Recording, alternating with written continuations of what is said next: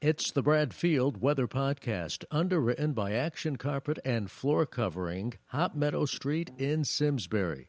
I'm Dan Lovallo. He is meteorologist Brad Field. And Brad, can you believe this is our 100th podcast? How about that? No idea. I had no idea. Well, we should go out and celebrate. We got to go out and, do something wild and crazy like have a cup of coffee or two. But, no, Dan, that's fantastic. And, I appreciate your work on the podcast. And, I think this is a nice way for you and also myself to kind of keep in touch with our fans and friends across the state of Connecticut. And God knows we've made a lot of them over the years and appreciate them very, very much. And I can't tell you, Dan, how many people say they are really looking forward to the podcast. I had a few social media posts this morning as I was prepping for the podcast that they wanted the latest information on Isaias. And when are we going to be posting our podcast today and so forth? So, Dan, thank you for pointing out that this is our 100th. I wish the National Hurricane Center would come up with Hurricane John or Hurricane Scott or Hurricane Judy or something.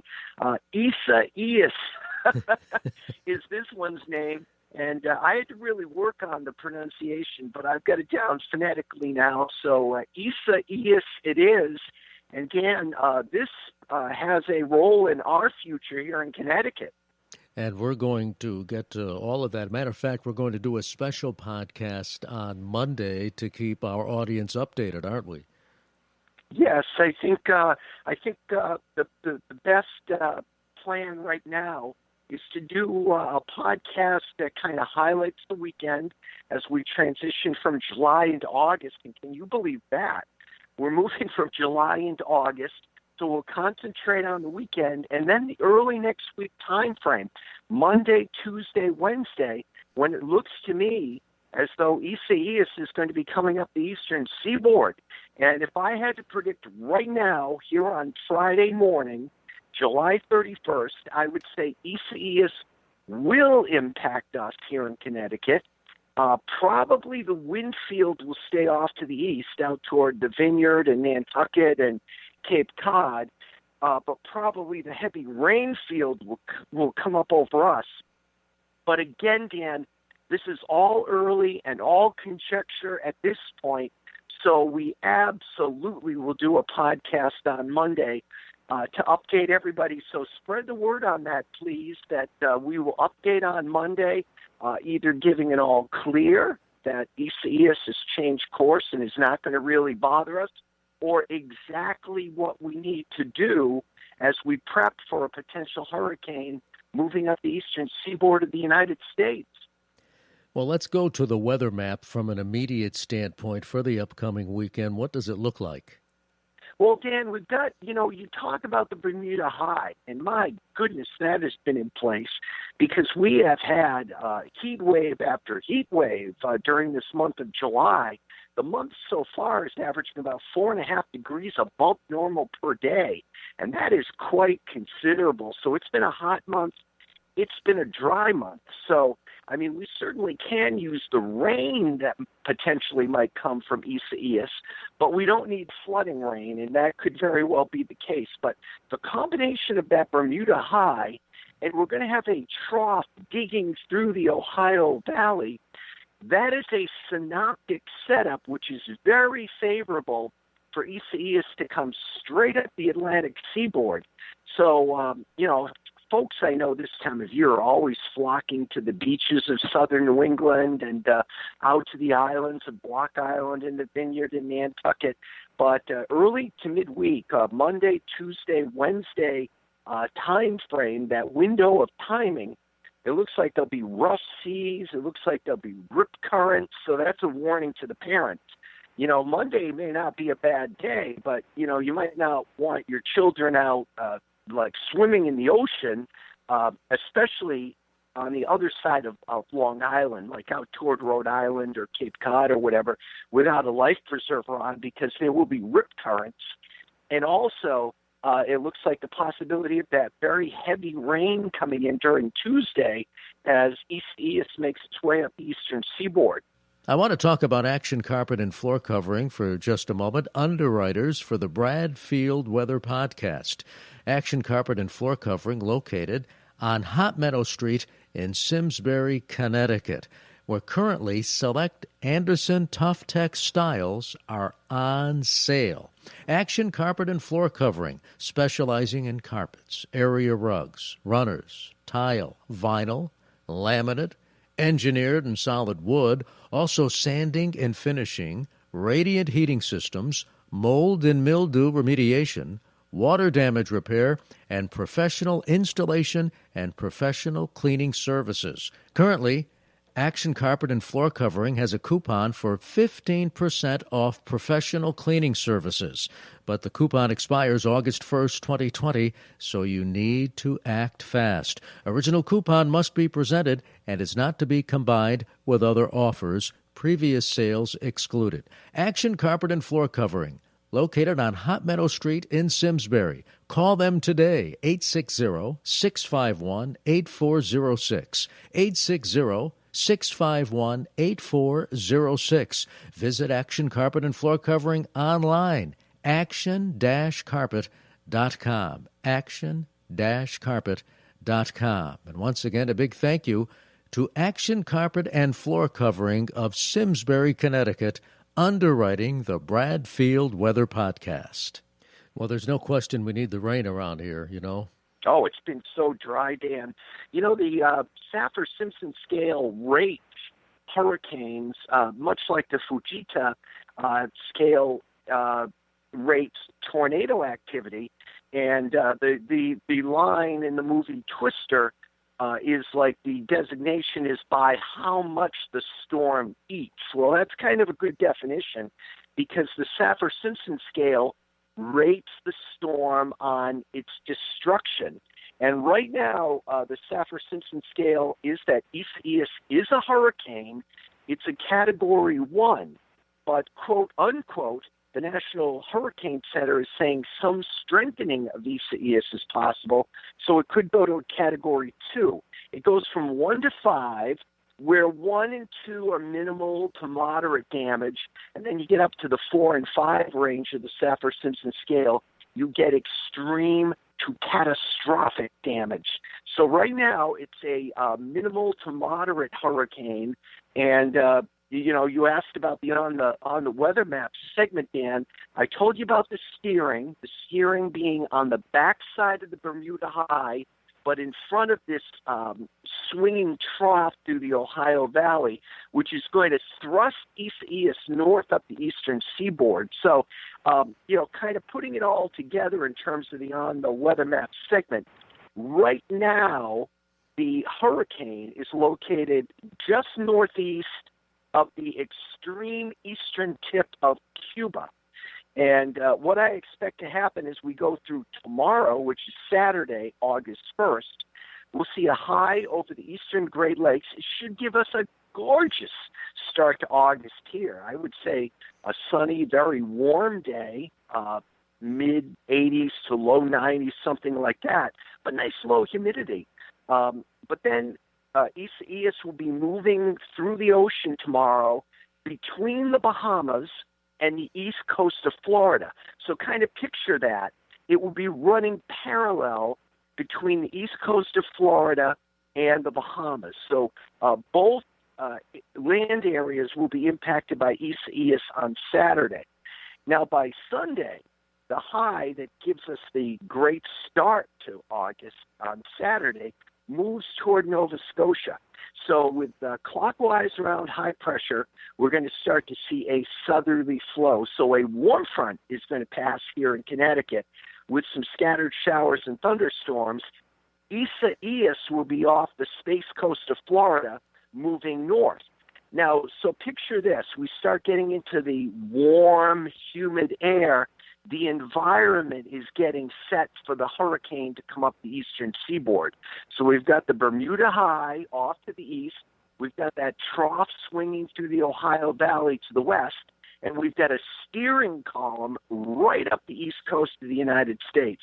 So we start getting into the humid air on Sunday, and that environment stays around Sunday, Sunday night, Monday, Monday night, introducing the rain from Isaias coming up the coast. Now, by Monday, it looks as though the hurricane is going to be along the coast somewhere between South Carolina and North Carolina, right on the beaches. Let's call it Wilmington, North Carolina, where I think the hurricane will be on Monday morning. Tuesday morning, it looks as though the hurricane will be off Atlantic City, New Jersey, and it will be moving toward Martha's Vineyard, Nantucket, outer Cape Cod, Tuesday and Tuesday night. Now, again, Dan, I want to state here, this is the best estimate at this particular time on Friday. You can always get the updates from the National Hurricane Center at bradfieldweather.com. We link you right to the Hurricane Center, and you can get the very latest information. Comes out several times a day, at least 4 times a day. We'll be getting another update from the Hurricane Center at 11 a.m. on Friday, and then subsequently 6 hours later, which would be 5 p.m. Eastern Time, and then 11 p.m. Eastern Time. But you can always link right from our webpage to the National Hurricane Center and get the latest. And again, Dan, I want to point out, this is the best estimate at this time, Friday morning, July 31st. But as you and I have stated earlier in the podcast, we will update on Monday, August 3rd, to let everybody know the very latest on Isaias. In any event, once it moves by Nantucket and the Vineyard and the Cape on Tuesday night, I think Wednesday we're going to see that steering system that coming swinging through the Ohio Valley swing through southern New England, so that I do expect some clearing skies coming in Wednesday, lowering humidity on Wednesday, and by Thursday of next week, high pressure in the Ohio Valley will be building in, and we should have some really nice weather toward the end of next week. Okay, we'll put a ribbon on that in just a moment, but one question in regards to Isaias, and as you know, it's been a hot summer. I think I read where it's going to be the second hottest July on record. But that said, I'm guessing the ocean waters are also maybe a bit warmer than usual, and would that have an effect on the hurricane? Dan, fantastic point. Yes, and not only are the ocean waters running warmer than average off the New England coast, it's all the way up and down the coast, and that's courtesy of that Bermuda high. So the weather not only has been warm with respect to average here in southern New England, it's been warm with respect to average through the mid-Atlantic. It's been warm with respect to average in the southeastern states. So the corresponding ocean water is absolutely running warmer than average. So right now, Isaias is a Cat 1 hurricane. Expected to possibly intensify into a Category 2 hurricane, but the most tricky forecast with a hurricane is what intensity status it will have when it makes landfall. That is the trickiest thing for the Hurricane Center to figure out. For example, what I'm trying to tell you here is I am very certain that this storm will come up the East Coast. And I'm very certain because of the steering winds and so forth. But if you asked me what intensity will it hit Wilmington, North Carolina, at this point I would guess a strong Category 1 or a weak Category 2 based on the data from the National Hurricane Center. But the Hurricane Center would be first to tell you that is the trickiest part of the forecast. Dan, there are all sorts of warnings and watches up right now. The Northwest Bahamas, including our friends at Abaco, Grand Bahama Island, Bimini, they're all under hurricane warnings right now. Tropical storm watch already reaches to the United States mainland, the east coast of Florida, from Ocean Beach to Sebastian Inlet, including all of Lake Okeechobee. I'm expecting 4 inches of rain through coastal Florida, 4 to 6 inches of rain from South Carolina to the North Carolina coastline. And Dan, that swath of heavy rain may very well come straight north into Connecticut. As you said, we do need the rain, but as I said, we do not need inland flooding. And if we get 4 to 6 inches of rain in a very short period of time, we could have some flooding issues on Tuesday, so I'll be on the lookout for that. Well, the way 2020 has gone, why should we expect anything else, Brad? That is a great point, Dan. You know, I read something that struck me as funny. It was talking about this past New Year's Eve. Like, what the heck were we doing? Everybody was celebrating and cheering and everything that we were moving into a new year. I think everybody would like a redo on that one. a mulligan, as we golfers say, right? That's exactly right. And I was out there yesterday, Dan, as you know, with my good friend Tom Monahan, a long time reporter on NBC 30, and you meet quality individuals in your life. And in my tenure on television, I met a lot of fine people, yourself included. But day to day working with Tom, there was no one I respected more. He had fun every day of his life, but as they say, when you cross the lines and you're out there on the field, nobody gave more effort and did a great job. And, you know, I told him yesterday what great respect I had, and I don't want to be political in this podcast at all, but I remember the troubles that Governor Rowland was going through, and Tom was our political reporter. Tom was a pro all the way, and he reported the facts of the story without any malice toward anybody. And I just wish that we could go back to a time like that again, where when you turn on the news or the whatever, you get just the facts of the story, and you can make up your own mind. You don't get all of this, I call it nonsense. I certainly don't want to indict everybody on that, but boy, it's getting to be a high percentage. Well, I echo those sentiments, and I also echo those thoughts about Tom. Tom and I, over the years, we co-hosted on TV, by the way, a legislative event on TV and radio where we asked some of the lawmakers in the state various questions. This was a few years back. We also broadcast a New Britain Rockcats game together once. So Tom is a great guy. He is one of the best, and he's celebrating a milestone birthday this year. I'm not going to say what it is, but he's doing well, and his wife, Nan, I tell her every time I see her, she deserves battle day. He's just, they're both wonderful people, and it was great to catch up with him yesterday at Simsbury Farms, and then we went out for a bite to eat at a restaurant called Iron Horse, and we just had a great day. So thanks for asking, Dan, and I did pass along my best to Tom from you. Thank you. And on that note, we'll put a wrap on the podcast. Brad, what does our forecast look like, our immediate forecast? All right, on this Friday, we're looking for partial clearing from north to south across the state, a warm and dry day with temperatures in the 80s. So we're going to break the heat wave today. Partly cloudy overnight with temperatures in the 60s. Saturday, a great start to the month of August. Sunny, 86 to 92 statewide. Low humidity, though. I do expect it to be 65 to 70 at night with the humidity starting to creep up. Sunday, we have that warm front coming through, setting the environment for Hurricane Isaias coming up the coast. Scattered shower or thunderstorm with a warm frontal passage on Sunday. Monday, we could be in a little bit of a lull pattern. Remember, the hurricane will be down near Wilmington, North Carolina on Monday. So I expect just the warm and humid environment here with some partial sun, temperatures up into the 80s. Tuesday, I'm going to call for rain, potentially very heavy rain, temperature between 76 and 82. And then Wednesday, rain ends early with gradual clearing, a lowering humidity, and temperatures in the 80s.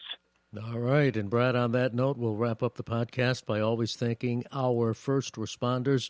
They're on the front lines, whether it be COVID-19, whether it be a potential hurricane or a major storm. So we thank all of those who are on the front lines. And again, we remind our audience we will have a special podcast, an update on Hurricane Isaias on Monday.